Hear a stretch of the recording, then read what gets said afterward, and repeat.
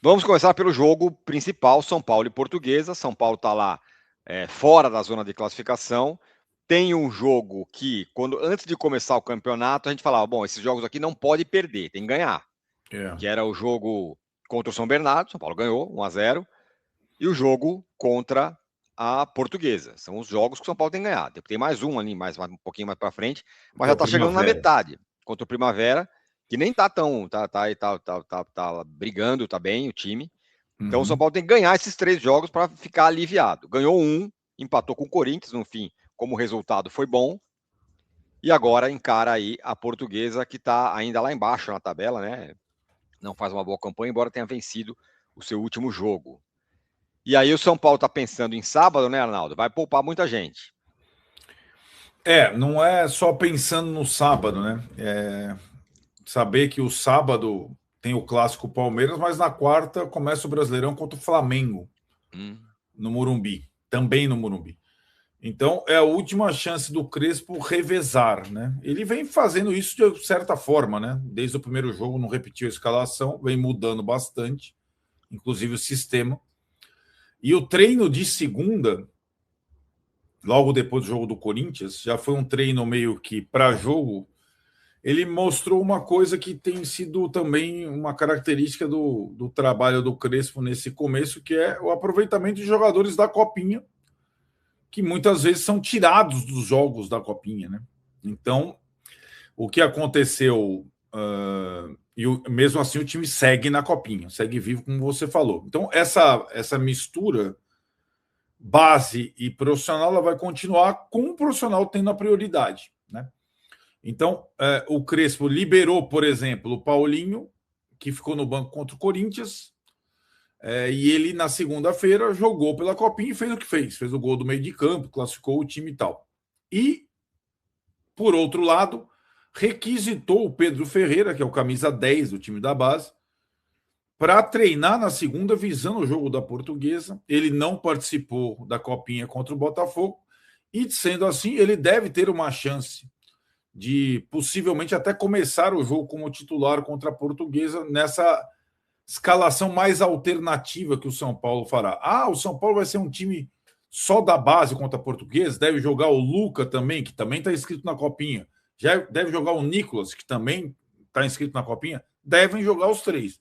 Mas deve jogar muita gente mais graúda também. O São Paulo deve ter, por exemplo, a estreia do Dória, que está bem condicionado, chegou bem condicionado, e possivelmente também deve ter o Caleri pela primeira vez desde o início. Até por isso o Paulinho foi liberado Para jogar. para a base. Então é esse revezamento, esse tipo de troca que o Crespo vem fazendo.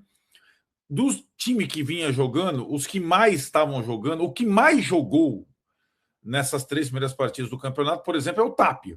Começou as 3 partidas. Então o cara precisa descansar um pouco. Aí jogaria o Caleri. O Danielzinho jogou meio tempo contra o Mirassol, jogou os outros 2 jogos inteiros. Então também deve descansar. Então é esse tipo de. Porque, como o Crespo fala, sem pré-temporada, sem treino, não dá para mim para arriscar jogadores. Aliás, como o Abel Ferreira tem feito, né? Vem fazendo no Palmeiras todos os anos. Bom, vamos tentar arriscar um time, vai. É possível? É possível. Bom, Rafael, né? Não deve ser reserva, não deve ser o Coronel que vai jogar, né? Olha, Ó, não pode sei. ser? Então Pode tá. até Rafael ser. ou Coronel. É. Aí, Mike ou Cedric? Essa é uma boa questão, porque o Cedric jogou só um pouquinho contra o Corinthians, mas ele tinha jogado as outras 2 inteiras, praticamente. O Tem o Mike fim de semana. jogou a maior parte contra o Corinthians. Acho que aí os dois estão em condições físicas semelhantes, digamos assim. Aí, bom, você falou que o Dória vai jogar, então é Dória. Talvez ele poupe todo mundo, então vai ser o Tolói, sei lá. Tolói, É, Dória. exato. Eu acho que Uma aí, zaga totalmente nova, nunca mantendo. jogou. Mantenho. Esse time nunca jogou junto na vida. Aliás, nenhum time de São Paulo jogou junto nessas escalações, né? Mantendo a linha de 4, para jogar com o Dória teria que ser um destro. Imaginando que ele vai poupar o Arboleda, joga ou o Tolói, que não teve chance até agora, ou o Ferrarese, né? Talvez um dos 2 destros compondo com o Dória. E aí, Nicolas, né? Nicolas, né? Possivelmente Vem porque jogando bem. o Wendel começou as duas últimas e tudo mais, né? Tá, aí no meio. Vamos lá. No O, meio, o Pablo, mesmo com a. mesmo com a má fase. Você vê lá, né? Ou o Negruti, né? Se ele quiser ir um pouco além da coisa, mas o Pablo ou o Negruti, de primeiro volante. Aí eu acho que ele vai fazer uma messa, não vai arriscar só quem não jogou ainda, né? Porque talvez fosse. Aí, por exemplo, Pablo ou Negruti.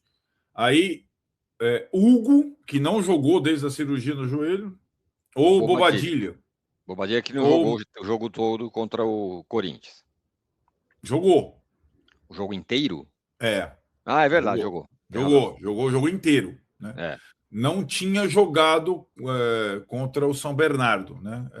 Não tinha começado jogando. E aí na meia eu acho que vai o Pedro Ferreira. Pedro Ferreira, exatamente. Embora tenha aquela questão que possivelmente o Lucas não vai contra o Palmeiras por conta do gramado sintético, mesmo sendo em Barueri, não no Allianz. Então eu acho que o Lucas, se não começar jogando, ele vai jogar um pouco esse jogo também, ficar no banco e entrar um pouco. E acho que na frente vai ser tipo o ataque Luca, do São Bernardo, né? Os dois pontas, Luca, Ferreirinha, como jogou o esquema contra o São Bernardo. E o Luca Caleri na Ferreirinha e frente. Caleri. Imagino que seja Mas isso. aí você está imaginando que o Lucas entre em algum lugar no meio, alguma hora, certo? No segundo tempo, imagino eu, Tá. né? Ou no meio, ou no ataque, sei lá. Né? Bom, é isso. Isso é um jogo que o São Paulo tem que ganhar, mas vai ter que arriscar também, né? Porque a temporada está começando, vai ter que, sei lá, fazer ponto, ganhar de 1-0, enfim. Tá, esse é o negócio. Imagina assim, um público um pouco melhor do que quando foi o último jogo, que estava chovendo a beça, embora tenha sido É, até bom, apesar da não, chuva. foi vendido, a carga vendida antecipada, ela foi discreta, né? Cerca de 15 mil, mas outro 15 mil antecipados, mas outro jogo tinha vendido 8 mil antecipados, então quase o Não, dobro de venda dá para antecipada. pensar em 20 mil, um pouco mais, Dá pelo para menos. pensar em pelo menos 20 mil, eu acho. É É. um público um pouco maior, né? Bom, a Lusa vem fazendo uma campanha meio, vamos dizer, irregular, né? Irregular para ruim, né? Tá em 12º lugar, 2 derrotas e ganhou a última partida apenas. Ela Vem ganhou uma aí, partida vital, né? Contra o Velo exatamente, Clube, ela estava zerada, ganhou um exato, jogo importante, renasceu no campeonato, né?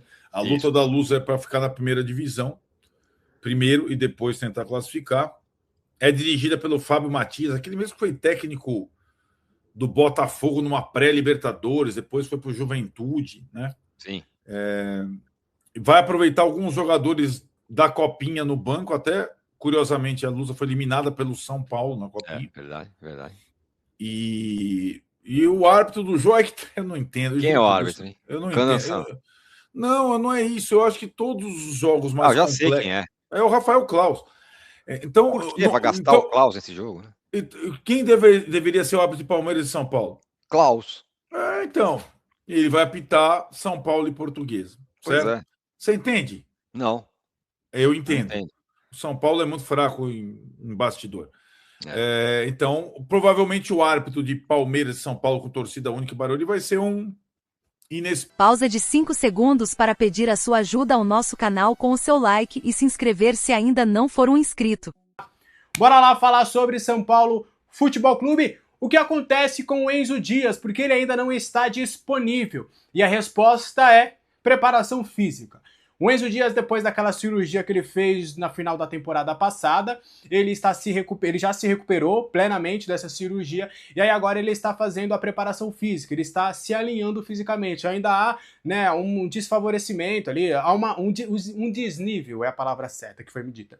Há um desnível ainda muscular com o Enzo Dias, então ele está cuidando ainda dessa parte física para estar 100% visando os próximos jogos. Até do que eu tenho de informação contra a Portuguesa, a expectativa dele ainda não retornar, mas que ele está bem mais perto, de fato, de voltar do que no início da pré-temporada, né? Ele participou ali de algumas atividades com o grupo no início, só que aí agora ele está mais entregue à preparação física, a ideia é deixar ele tinindo, e como o Wendel está disponível e o Nicolas tem sido uma opção viável para o Crespo, a comissão técnica e a preparação física entendem que é o melhor momento não forçar a barra, não querer acelerar processos por parte do Enzo Dias. Então, por conta disso, é mais ou menos nesse cenário que está a situação do Enzo, tá? Então, para essa partida contra a Portuguesa, devemos ter novamente o Wendel e o Nicolas, até do que eu tenho de apuração prévia, tá? A gente ainda vai trazer mais detalhes, mais bonitinho sobre toda essa questão, mas eu acredito que o Nicolas deve ser titular nessa partida contra a Lusa.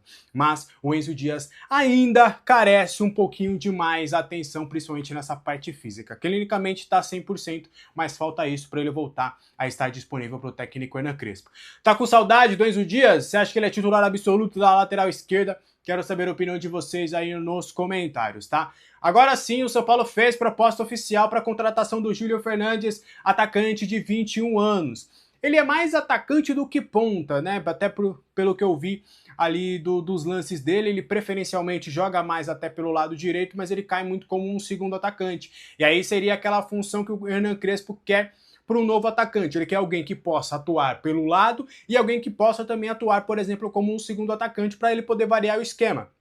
Se ele jogar com 4 defensores, o Júlio Fernandes pode jogar, por exemplo, aberto pela direita, na vaga que foi do Luca na partida contra o São Bernardo, por exemplo. Julian Fernandes, Ferreira e também lá na frente o Tapia, por exemplo, na escalação daquela oportunidade. Só que ele também pode jogar como segundo atacante quando o Crespo jogar com 3 zagueiros, por exemplo. Ainda não está fechado, ainda tem um processo longo. O São Paulo evita falar de um otimismo grande ali para essa contratação, mas eles estão no negócio. A proposta foi feita, empréstimo gratuito com opção de compra. Ainda estou apurando detalhes do valor dessa opção de compra, mas de acordo com o que foi me passado, é algo em torno de 20, 21 milhões de reais, mas ainda carece de apuração, a gente está indo mais a fundo nessa questão. O Júlio Fernandes, ele é uma indicação do Crespo, né? Ele, obviamente que ele não é um dos primeiros indicados pelo Crespo. O Crespo leva uma lista ao São Paulo, o São Paulo não consegue fechar com os primeiros, e aí o Crespo vai indicando ali outras oportunidades viáveis. E aí o São Paulo, por que o São Paulo não está tão otimista ou não está tendo todo o cuidado possível para essa questão? Porque também é uma proposta oficial do Rosário Central. O New York City não fala do Rosário Central, mas o staff alega que tem também uma proposta do Rosário Central. Aí pode ser uma jogada do staff para tentar valorizar o atleta, mas é o que o staff alega, inclusive foi alegado a mim também através da nossa conversa. Então, o staff do jogador tem essas duas propostas. Rosário Central, futebol argentino, jogar ao lado do Di Maria e também poder jogar uma Copa Libertadores da América. Já do outro lado, tem o São Paulo Futebol Clube, o maior clube deste continente, ele podendo ter sequência, atuar com o Crespo, que é um ídolo argentino, e aí, pelo que eu pude entender dessa situação do São Paulo, o New York City não é um empecilho nessa questão, ficaria muito mais a cargo do jogador escolher entre Rosário Central e São Paulo. A priori, a equipe dos Estados Unidos topou fazer negócio por empréstimo, e aí o staff está buscando aí soluções no mercado.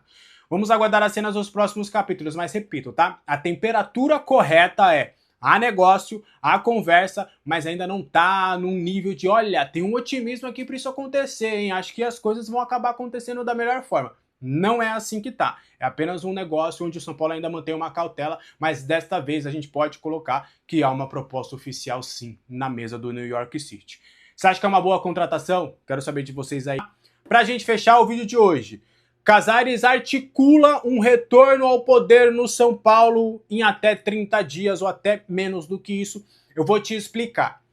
Há várias informações, tá? E isso é de lado do Casares, opositores, várias pessoas, de sócios e conselheiros estão com a mesma informação. E aí, ainda não há uma oficialização, porque o Wolten Arias, que é o presidente do Conselho Deliberativo, ele tem que vir, né, e marcar a data. Mas já há vários rumores de que Wolten Arias e até o Dedé, falam o nome do Dedé, que é o diretor do Social, e o Dedé, que era pró-Casares até 2 semanas, e falou publicamente que votaria a favor do impeachment. Mas como voto secreto, a gente não sabe se de fato ele votou contra o impeachment ou a favor do impeachment. Os três, ao lado do Casares, estariam articulando a votação dos sócios, tá? Porque é importante trazer, ele foi empichado pelo Conselho Deliberativo. Agora ele vai para a Assembleia Geral, que é os associados, onde, se ele tiver a votação do sim, do impeachment, com uma maioria simples, ou seja, 50 mais 1, 50,1% dos votantes, ele já é empichado definitivamente, perde seus direitos políticos. Se não, ele volta a estacar zero e volta como presidente do São Paulo no momento ele está afastado. E aí, qual que é a articulação? Seria de marcar essa reunião, essa Assembleia Geral, durante o Carnaval. Até falam especificamente do dia 16 de fevereiro. E aí, para quem não sabe, os associados, nesse período, o clube, ele fica praticamente vazio. Porque as pessoas estão no Carnaval, estão viajando. A gente está falando de pessoas que são sócias do clube, gente. A gente está falando de pessoas que têm a capacidade de, num feriado prolongado, de alguma coisa nesse sentido, pegar as coisas e viajar com a família. A gente está falando de pessoas com esse padrão de finanças. Então, as pessoas aproveitam, né, essas férias prolongadas para, tanto é que do que eu conversei até com algumas pessoas, as pessoas falam, cara, nesse período aí, final de ano, carnaval, nessas festas assim, de feriados prolongados, o clube é praticamente vazio. O clube é mais cheio de final de semana normal ali, que não tem nenhum feriado nesse quesito. Então, a ideia seria isso, porque aí, todos os associados mais desavisados viajam, vão pra lá porque esquecem disso, esquecem da votação, ou já marcaram viagens com a família, porque esse pessoal se programou pra, no carnaval vamos fazer tal coisa, como aconteceu com os conselheiros na votação, e que a votação acabou sendo apenas, que eles queriam a votação apenas presencial, acabou sendo híbrida. Então aí seria essa jogada para o clube ter um quórum menor dos associados, e aí o grupo que é a favor da gestão Casares ficaria justamente para dar ali um parecer e tentar dar uma equilibrada, porque hoje é consenso. Se for ali no cru, se for ali certinho, todo mundo votando, o Casares vai tomar um amasso. Porque o pessoal do associativo não quer mais a presença do Casares. Agora, se fizerem essa jogada política de 100% ali, de uns 50% acabarem indo viajar, e já terem viagens marcadas e não conseguirem desmarcar, aí, meu amigo, o jogo dá uma nivelada. Essa seria a última cartada do Casares para voltar ao poder. O que você acha disso tudo? Quero saber a opinião de vocês aí nos comentários. Espalhem esse vídeo, tá? Espalhem, você que conhece alguém que é sócio do clube, que tá nesse momento, avisa, tá? Porque essa é a última cartada pro Júlio Casares tentar se manter como presidente do São Paulo. Quando a gente acha que se livra, vem, rapaz. Meu amigo, olha só essa informação. Segundo o Gabriel Sá, um grupo de associados do São Paulo protocolou um pedido formal para retirar o nome de Júlio Casares da praça de alimentação que fica na área social do clube. Atualmente, o espaço é chamado de Praça de Alimentação Júlio Casares. Eu queria entender por que raios o nome da praça de alimentação do clube social tem o nome desse cidadão. Qual que é a justificativa disso aqui? É um negócio que não tem nem pé, nem cabeça. O nome da praça de alimentação do clube social tem o nome do Casares. Você tem noção do quão bizarro é isso? Isso é um nível de bizarrice que eu não consigo nem medir, né? E aí ele sofreu impeachment agora, né? Tem que ter ainda a Assembleia dos Sócios para os sócios poderem votar no impeachment dele, mas ele está afastado por enquanto até isso, e simplesmente já tem um grupo de associados pedindo, né, para retirar o nome dele da praça de alimentação. Cara, é inacreditável isso aqui, mano. Inacreditável. É um negócio assim que... Posso nem falar que eu acho isso aqui, né? Porque, olha, eu fico imaginando o cara que falou, que tal colocar o nome do presidente na praça de alimentação? Isso foi coisa dele, com certeza, né? Isso com certeza é coisa dele. O cara nunca fez algo decente pelo São Paulo, né? O pior presidente da história do São Paulo, em questão de incompetência, né? Porque ainda tem investigações acontecendo que, se a justiça aí determinar ou não, né, algumas situações, ele pode ser muito mais do que são incompetentes, né? Dependendo aí das investigações da Polícia Civil e do Ministério Público em relação a várias denúncias e investigações que estão em andamento, né? Então, por enquanto, ele é só incompetente em relação a pior presidente da história do São Paulo. Por enquanto, ele é só incompetente. Por enquanto. Vamos ver aí, né, o que a esfera criminal vai aí, né, se vai inocentar ele ou se ele vai ser aí culpado por alguma dessas denúncias que estão sendo aí investigadas neste momento. Né? Cara, isso aqui é um negócio inacreditável, mano. Eu nem sabia disso, que a praça de alimentação do clube social tinha o nome dele. É inacreditável, mano. É um negócio... É por isso que a gente fala, rapaziada, que esse clube social é uma das coisas mais lamentáveis que existe. Os caras gastam 3 milhões e meio de reais com festa junina, né? Aí atrasa direito de imagem, aí não tem dinheiro pra comprar jogador, mas 3 milhões e meio pro social tem, pra festa junina, né? Aí tem. Aí o nome da praça de alimentação é do pior presidente da história do São Paulo. Tem o nome do cara lá. Quando a gente fala que esse clube social, se tu pega o São Paulo Futebol Clube e o clube social, ele não agrega em nada para o futebol. entendeu? O clube social ele é inútil para o São Paulo Futebol Clube. É inútil, é um lixo, entendeu? Só serve, a única coisa que serve isso aí é para os sócios lá começar a ficar puxando o saco do Casares, né? Vai lá, piscina, né? Aí teve lá a reforma das enchentes lá, né? Que tava alagando o clube social, que fizeram uma reforma lá que nem terminou ainda, inclusive, né? E, né, cara, faz várias coisas lá para poder bajular o sócio depois lá e votar no Casares. É para isso que serve, é para isso que serve aí. Para o time de futebol, para isso aqui, o social é um lixo, não serve para nada. Só para gastar dinheiro. Eu quero ver no dia que separar, que um dia vai separar, mesmo que seja com a SAF, mas vai separar. Quero ver no dia que separar o futebol do social. Quero ver de onde é que vão tirar 3 milhões e meio para gastar em festa junina. Quero só ver, né? Bom, vamos mudar de assunto aqui, que tem muita coisa pra gente comentar. Bora falar aí sobre o Alisson. Vamos entrar nesse tema do Alisson, porque temos aqui novidades, novos desdobramentos em relação à situação do Alisson, que tá virando uma novelinha já, né? Já podemos dizer assim. Tá virando uma novelinha já. Uma novela que, confesso às vezes, que tô me irritando e muito com isso aqui, né? Me irritando por vários motivos. Pela postura do Alisson de estar forçando saída pra querer ir. E me parece que o São Paulo vai acabar aí fazendo um péssimo negócio pela liberação do Alisson para um rival. É sempre bom lembrar, para um rival, tá? Então vamos lá. Temos aqui algumas informações sobre isso. Primeiro, segundo o Valentim Furlan, o São Paulo sinalizou ao Corinthians não querer liberar o Alisson de graça. Não é que eu não quero liberar, não é que não quer, não vai liberar de graça. Não é que, não é que eu não quero, não tá afim, não vai liberar. Não tem esse negócio de não tá afim, não vai liberar e acabou. O São Paulo, em primeiro momento, quer uma compensação por um empréstimo, além de manter as portas abertas para uma venda. O Corinthians não deseja envolver dinheiro. Então tá essa situação. O São Paulo falou, não vou liberar ele de graça. Lembrando que isso aí, né, já é um novo modelo de negócio, porque o primeiro era as trocas, né? O São Paulo não quis, então agora é um novo negócio por empréstimo. O São Paulo falou, de graça não quero liberar, não vou liberar. Quero uma grana pelo empréstimo, vocês pagam e leva aí o jogador. Aí o Corinthians não quer também botar dinheiro no negócio. Aí, irmão, oferece um bando de jogador que nem joga no Corinthians, né? Que nem entra em campo, que nem vai pro banco do Corinthians. Aí você quer oferecer pro São Paulo. Aí não, então vamos por empréstimo, mas não quero pagar. Aí que não, o que vocês querem? Vocês querem que a gente pague, tem um salário pra ele jogar? E é a única coisa que falta. Daqui a pouco o São Paulo paga o salário para jogar no Corinthians. É a única coisa que o Corinthians falta pedir é isso, né? Aí o que acontece? Aí o Corinthians não quer, né, colocar dinheiro no negócio, mas o Alexander Vieira trouxe uma novidade aqui, que é o seguinte. Olha aí, negócio pelo Alisson não está fechado, mas hoje o que eu apurei está nesta situação. Pouco mais de R$1,5 milhão de reais pelo empréstimo, parcelado em 11 vezes, isso mesmo. Os caras estão negociando o empréstimo do Alisson por R$1,5 milhão de reais, R$1,5 milhão parcelado em 11 vezes. 11 meses, 11 vezes aí, tá? Cara, eu juro pra você que eu não sei o que é pior. Se é trocar por um jogador do Corinthians, é um empréstimo de graça, ou é emprestar por R$1,5 milhão dividido em 11 vezes. É inacreditável, né? E ainda tem uma opção desse empréstimo com obrigação de compra, caso ele bata algumas metas. Então ele vai por empréstimo, né? E vai ter algumas metas, caso ele bata as metas, o Corinthians é obrigado, né, a comprar o jogador de forma definitiva. Os salários seriam pagos integralmente pelo Corinthians. É óbvio, só faltava você pode pagar. Aí não, acabou, né? Aí, tipo assim, eu larguei de vez. É a única coisa que faltava.